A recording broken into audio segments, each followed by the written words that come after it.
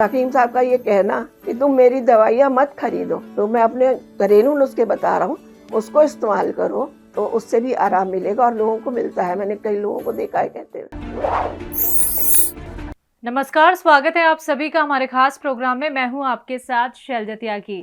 दर्शकों, आज भी सेहत और जिंदगी की टीम पहुंची है अपने खास दर्शक के यहाँ, तो बिना देरी के कार्यक्रम की यहाँ पे शुरुआत करेंगे और मिलकर उनका स्वागत करेंगे। स्वागत है मैम आपका। नमस्कार। मैम, आपका नाम क्या है, आप कितने साल की हैं? मैं मीना जैन मेरा नाम है और मेरी उम्र 70 साल की है। कहाँ रहती हैं आप? मैं लॉरेंस रोड में रहती हूँ। जी। आपके घर में कौन कौन है? मेरे हस्बैंड, मैं और मेरा बेटा। वो क्या क्या करते हैं? मेरे हस्बैंड भी सर्विस करते हैं और मेरा बेटा जो है वो जॉब करता है गुड़गांव में। जी। तो आपका सुबह से लेकर रात तक का मैम क्या शेड्यूल रहता है? क्या करती हैं आप सुबह से लेकर रात तक? घर का पूरा काम आप क्या खुद ही करती हैं? हाँ, वैसे खाना वाना सब बनाती हूँ हम्म। और सफाई के लिए तो मेड रखी हुई है और कपड़े वगैरह मैं खुद ही धोती हूँ सब अपने यहाँ पे वॉशिंग मशीन में। और सुबह उठ के योगा करती हूँ, थोड़ा बहुत प्राणायाम किया और इसके बाद जो है फिर अपना चाय वगैरह पी, घर का खाना वाना बनाया, डस्टिंग करी, ये सब रूटीन वर्क करती हूँ। जी। मैम, आपको क्या कुछ बीमारियां थी? मेरे को एक्चुअली शुरू में ब्लड प्रेशर है और एंजाइना की प्रॉब्लम थी। और एंजाइना की मुझे इतनी दिक्कत नहीं है, बस थोड़ा ब्लड प्रेशर है, मैं उसकी गोली खाती हूँ एक। जी। और हो गए मेरे को 20-25 साल, जिसमें मेरे को 1-2 बार गिरने से घुटने में दर्द शुरू हुआ। उस समय तो केयर नहीं करी। इसके बाद फिर धीरे धीरे वो दर्द बढ़ता गया। तो ये है कि पेन किलर खा लेती थी, बाम वाम मल लेती थी, उससे टाइम पास हो रहा था। बहुत टाइम के बाद हकीम साहब को टीवी पे देखा तो ये नहीं समझ में आता था कि दवाई कहाँ से लूं। और वैसे जो लोगों ने बताया कि आप हल्दी खा लो, ये सब खा लो, वो सब मैंने खा के देखा पर मुझे कोई खास फर्क नहीं आया। और डॉक्टर साहब की दवाई लेने से, हकीम साहब की दवाई लेने से मुझे ये समझ में आने लगा कि तब मेरे को अब पेन में काफी आराम है। कितने सालों से आप हकीम साहब से जुड़ी हुई हैं? मेरे को हो गए कम से कम 5-6 साल हो गए। 5-6 साल हो गए हैं। और ये बीमारी आपको कितने सालों से है? ये तो हो गए 25 साल हो गए इस बात को। पहले और आज में आप कितना फर्क देखती हैं जब आप नुस्खे अब अपना रही हैं, दवाइयाँ हकीम साहब की खा रही हैं? नहीं, अब तो बहुत फर्क है। पहले तो रात को सोते हुए भी कराती रहती थी, काम नहीं होता था और इरिटेशन होती थी, कोई काम कहता था गुस्सा आ जाता था। जी जी। अब ये है कि ऐसी कोई दिक्कत नहीं होती, अब घर का काम मैं आराम से कर लेती हूँ। कोरोना की वजह से अब घूमने नहीं जाते, पहले हम कॉम्प्लेक्स में घूमने भी जाते थे। योगा तो मैं रेगुलर कर रही हूँ और एक सिर्फ पेन किलर के अलावा मैंने कभी कुछ नहीं खाया। जी। हाँ, अब मैं हकीम साहब की दवाई खाती हूँ, उसी से मेरे को आराम है। तो अब मुझे वो दवाई दर्द नहीं होता बिल्कुल भी, जैसे नहीं होता। पहले 24 घंटे महसूस होता था ना, वो वाली बात नहीं है। हाँ, जैसे एक्सर्शन कर लूँ, बाजार चली जाऊँ, क्योंकि चलने की आदत नहीं है ज्यादा, तो बाजार चली जाऊँ, उसमें थोड़ा सा फिर मेरे को लगती है दर्द, तो फिर मैं 2 की जगह तीसरा कैप्सूल भी खाती हूँ, फिर मेरे को उससे रिलीफ हो जाता है। रिलीफ हो जाता है उससे आपको। रिलीफ हो जाता है। और आपके घर में कोई और दवाइयों का इस्तेमाल कर रहा है जो हकीम साहब बताते हैं? मैंने 2-3 लोगों को बताया तो है, अब इस्तेमाल कर रहे हैं या नहीं कर रहे हैं नहीं मुझे पता।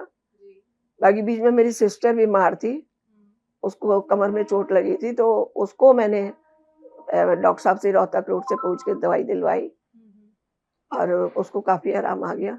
उसने 8-9 महीने दवाई खाई, बाकी ठीक है। मेरे हस्बैंड ने भी खाई है कमर दर्द की दवाई। जी।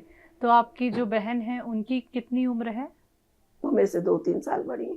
जी जी। तो अभी आराम उनको लगता है? हाँ, उन्हें अब वो पहली वाली बात नहीं है, बहुत आराम है, अपने आप चल लेती है, खाना अपना अपने आप बना रही है, बाकी कामों के लिए मेड रखी हुई है उसने। हकीम साहब का कोई नुस्खा आप बनाती हैं? यूनानी मेडिसिन का इस्तेमाल तो आप कर ही रही हैं, कोई नुस्खा आपने खुद बनाया है? नहीं, हकीम साहब का नुस्खा तो मैंने अपने लिए तो नहीं बनाया, बाकी ये जो उन्होंने पीछे सिया गोंद वाला बताया था, वो मैंने बताया, वो मैं रेगुलर खा भी रही हूँ और सिया गोंद मैंने उन्हीं के यहाँ से मंगवाई थी।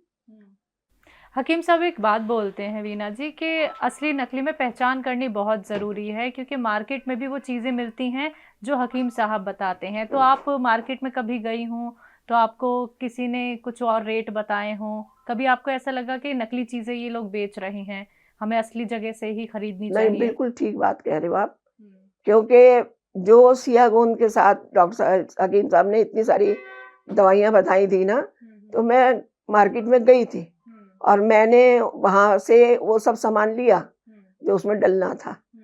और सियागोंद मैंने उसको मना किया था कि नहीं देना, क्योंकि सियागोंद मैं वहाँ से लेके आई थी रोहतक रोड से।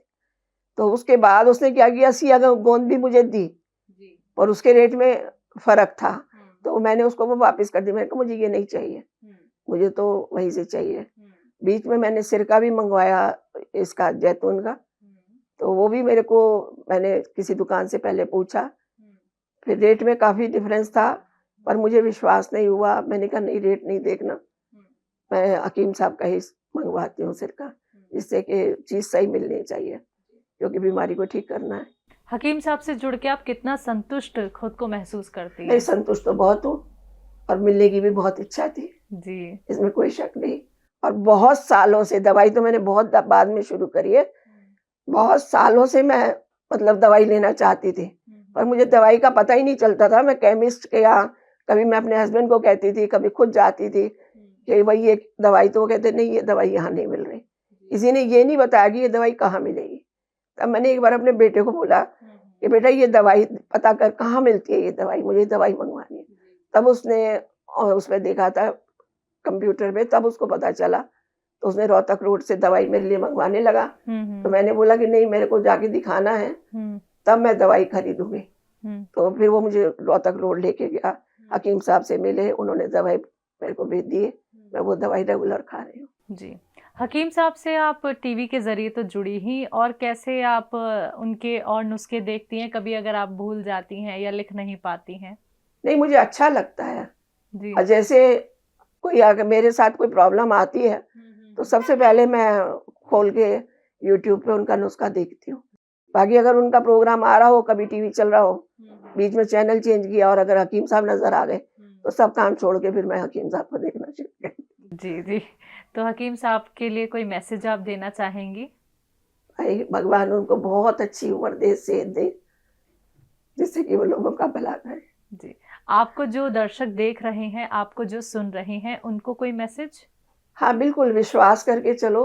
और हकीम साहब का ये कहना कि तुम मेरी दवाइयाँ मत खरीदो, तो मैं अपने घरेलू नुस्खे बता रहा हूँ, उसको इस्तेमाल करो, तो उससे भी आराम मिलेगा और लोगों को मिलता है। मैंने कई लोगों को देखा है कहते हुए हमें आराम मिला, हमें आराम मिला। तो उनका वो बात भी बिल्कुल ठीक है, बिल्कुल। उनको अपनी दवाइयों का कोई लालच नहीं है। वो कहते हैं कि आप घर के नुस्खे इस्तेमाल करिए। बहुत बहुत शुक्रिया वीना जी, हमारे साथ जुड़ने के लिए, अपने घर हमें बुलाने के लिए, अपना वक्त हमें देने के लिए बहुत बहुत शुक्रिया।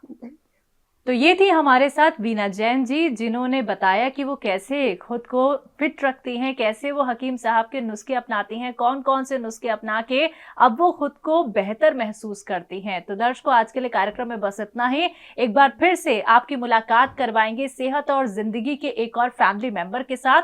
तब तक के लिए मुझे दीजिए इजाजत। नमस्कार।